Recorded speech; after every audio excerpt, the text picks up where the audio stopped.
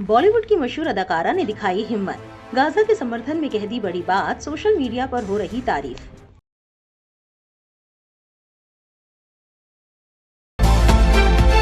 You are watching Delhi News. Gaza में Israeli सेना ने क्रूरता की सभी हदें पार कर दी हैं, जिससे दुनिया के तमाम मुल्कों के अमन पसंद आवाम इजरायल के खिलाफ और गाजा के समर्थन में प्रोटेस्ट कर रहे हैं और तत्काल सीज फायर की मांग कर रहे हैं।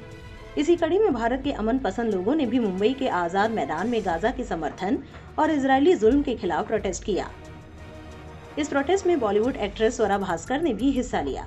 इस दौरान उन्होंने फिलिस्तीन के समर्थन में एक जोरदार भाषण भी दिया। इस भाषण का वीडियो सोशल मीडिया पर वायरल हो रहा है।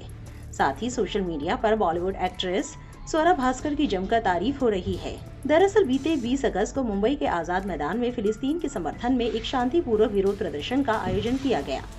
इस प्रोटेस्ट में कई राजनीतिक पार्टियों के नेताओं ने हिस्सा लिया। साथ ही बॉलीवुड एक्ट्रेस स्वरा भास्कर ने भी इस प्रोटेस्ट में हिस्सा लिया।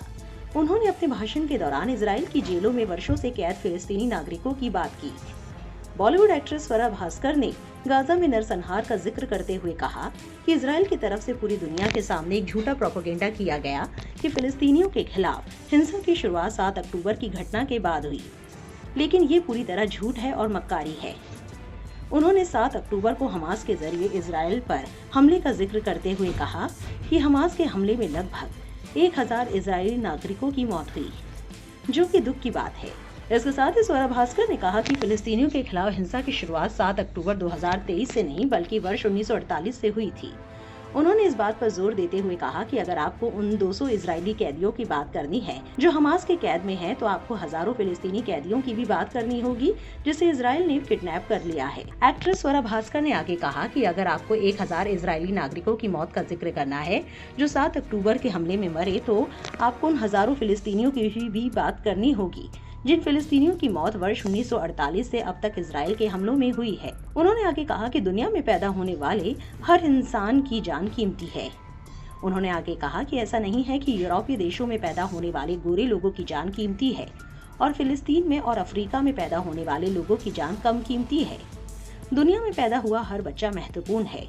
एक्ट्रेस के इस बयान को लेकर सोशल मीडिया प्लेटफॉर्म एक्स पर हारून खान नाम के एक यूजर ने लिखा, बॉलीवुड अदाकारा स्वरा भास्कर ने मुंबई के आजाद मैदान में फिलिस्तीन के लिए आवाज उठाते हुए कहा, गाजा के बच्चे भी अच्छा बचपन डिजर्व करते हैं।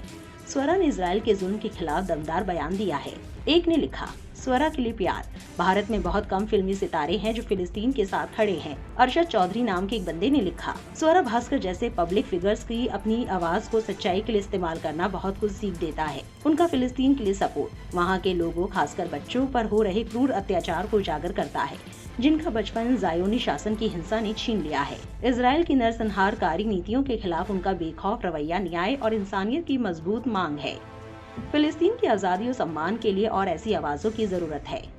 फिलिस्तीन के लिए स्वरा भास्कर के इस बयान पर आपकी क्या राय है, कमेंट में जरूर लिखें और ऐसी और वायरल खबरों के लिए गली न्यूज से जुड़े रहें।